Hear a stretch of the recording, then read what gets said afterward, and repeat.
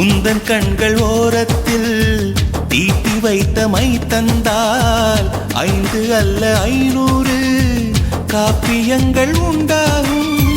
உந்தன் கூந்தல் ஈரத்தை தொட்டு போன காற்றைத்தான் கொஞ்ச நேரம் சுவாசித்தால் எந்தன் வாழ்வின் மரமாகும். அன்பே உன் இதழைத்தான் சிறைகள் என்பேனே, கனிச்சிறைகள் என்பேனே.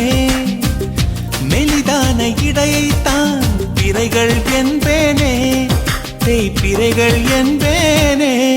அடி அன்ன பறவை ஒன்று அன்று வாழ்ந்ததாக கேட்டேன்.